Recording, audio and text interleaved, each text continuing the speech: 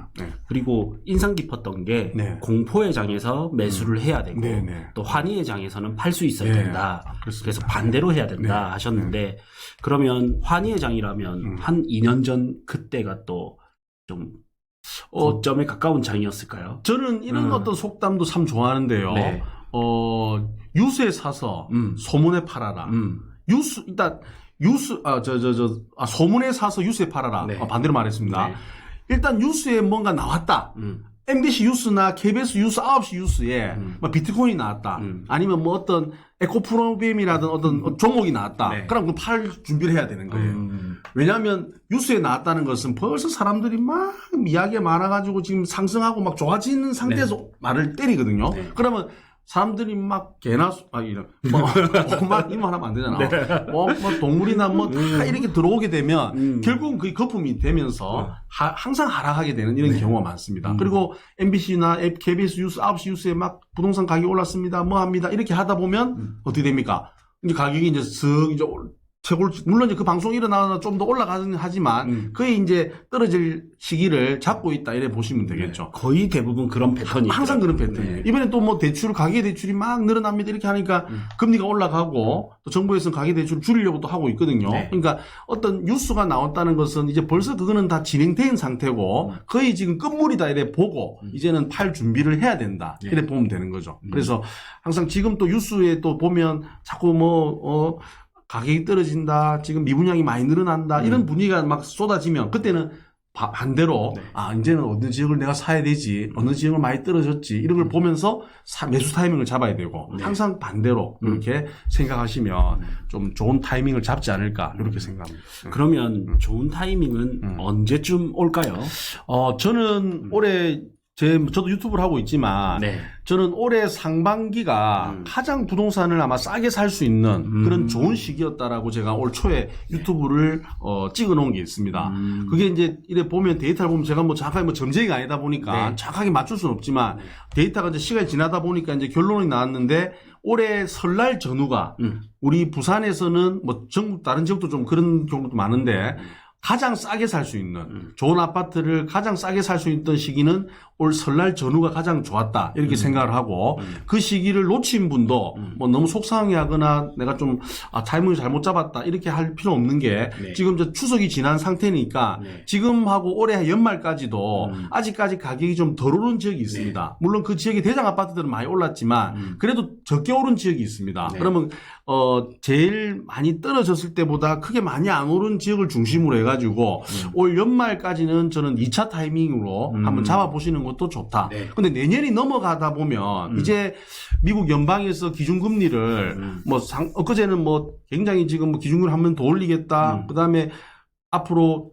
뭐 고금리가 계속 유지될 것이다 판단했다가 지금 이제 중동 사태가 또 이래 벌어지면서 약간 금리가 지금 좀 떨어지려고 하고 있고 이제 연준에서도 이제 금리를 올리기는 좀 부담스럽다 이런 시기가 좀 이상이 좀 그리 되다 보니까 아마 내년 3월달 내년 아마 상반기에는 금리를 내릴 수 있다라고 하는 어떤 시장의 어떤 변화가 지금 감지되고 있는 상황에서 내년까지 기다렸다가는 상당히 좀 부동산이 가격이 좀 상승하는 지역들이 좀 나타날 가능성이 크다. 그리고 부산 같은 경우에는 특히 내년 내후년 입주 물량이 굉장히 많이 줄어듭니다.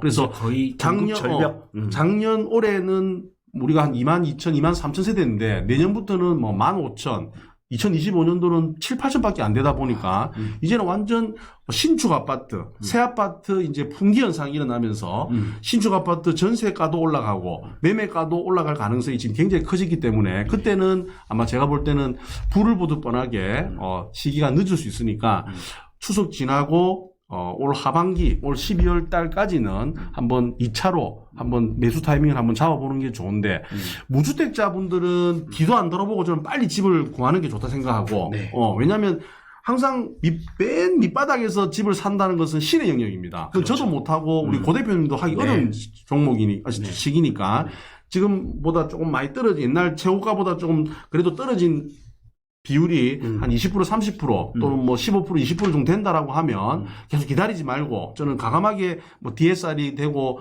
뭐 특례 보금자리론 이런 뭐 대출이 된다라고 하면 과감하게 들어가야 된다라고 보고 1주택자들 같은 경우에는 아마 좀 타이밍을 잡아야 되지만 일단 제일 중요한 거는 지금 현재 집이 팔리느냐 네.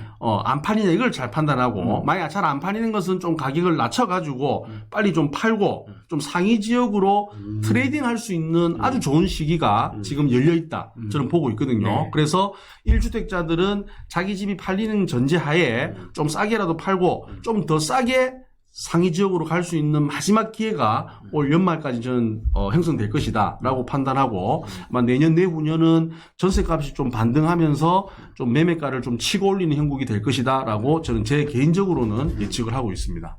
저는 확실히 좀 놀라운 게 예. 저희가 오랜만에 배웠어도 깊이 있는 이야기보다는 사는 이야기 좀 하고 예. 또 비즈니스 이야기도 좀 하고 예. 이랬는데 예.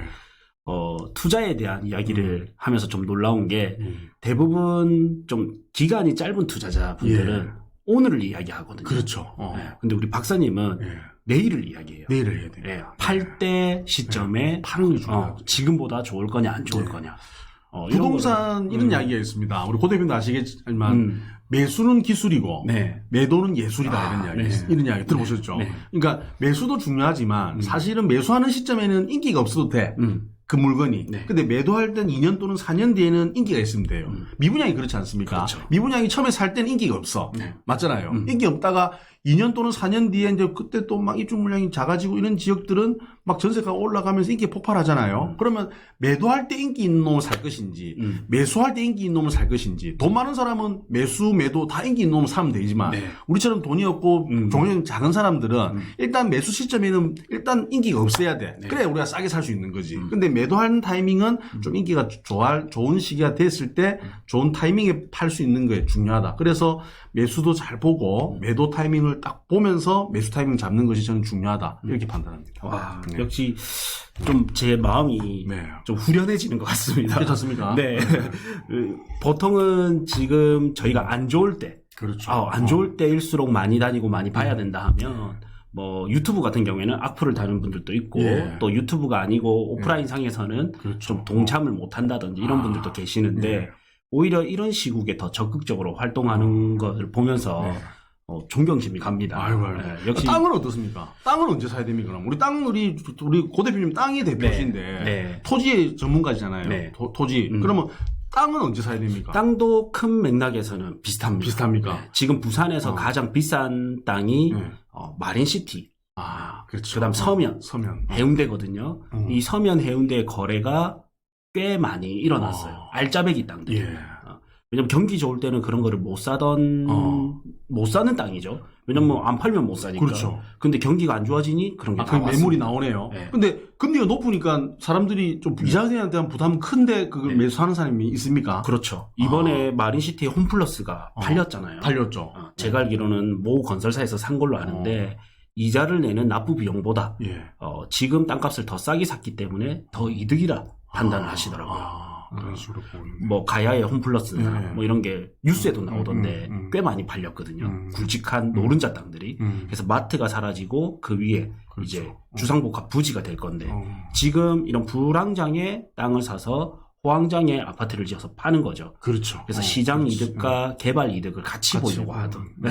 그래서 오히려 돈 있는 분들이 더 좀 투자를 적극적으로 하는 시기인 것 같아요. 땅도. 그때 우리 고 대표님이 그때 우리 그 아카데미 와가지고 이제 그 현장 학습할 때 제가 참 그 강의 내용 중에 좀 와닿았던 게 언제 토지를 사야 됩니까? 어떤 토지를 사야 됩니까? 라고 이제 학생이 물어봤는데 이제 고 대표님이 하신 이야기가 그 지역의 신축 아파트, 대장 아파트가 앞으로 건립된다라고 보면 뭐 재개발이든 재건축이든 그러면 그 지역 인근에 땅을 사는 게 네. 돈을 벌 수 있는 방법이다. 왜? 그 아파트 가격이 올라가면서 땅값을 올리면 그 인근 땅값도 자연스럽게 올라갈 수밖에 없다. 네. 특히 그 해운대에 있는 그 해운대 그 롯데 캐슬 하고 그 다음에 저기 뭡니까 푸르지오 네. 그 하고 그 다음에 뭡니까 동원 비스타 네. 그쪽에 있는 라인 인근에 그 무슨 거리입니까 그가 해리단길 그쪽이 옛날에는 거의 죽어 있다가 네. 철도 있고 막 이렇게 죽어 있다가 그 막 개발되고 그 아파트가 막 올라가면서 가격이 그 인근에 있는 상가라든 토지값이 막 올라가는 것처럼 그럼 앞으로 우리 부산은 재개발 재건축이 어떤 특성화된 우리 부산 도시인데 워낙 오래된 건물이 많다 보니까 그럼 재개발 재건축이 돼가지고 그 지역에 대장 아파트가 들어올 아파트가 있다라고 하면 미리 이제 그 인근에 있는 땅을 잘 보시면서 뭐 상가 이런 걸 투자하면 저는 돈이 되겠다 네. 이런 생각을 제가 했거든요. 네. 아, 그 이야기가 저는 참 와닿았다 그런 생각이 들었습니다. 네. 그리고 이번에 책이 이제 1천만 원 부동산 예. 투자인데 예. 요즘 가장 그래도 관심 있는 게 소액 투자거든요. 맞습니다. 예. 그러면 혹시 소액 투자 지역으로 음. 이게 제일 궁금할 것 같은데 예. 마음에 담아두고 계신 곳이나 또 아니면 투자 유망 지역이나 예. 이런 곳이 있으신지. 일단 소액 부동산 투자는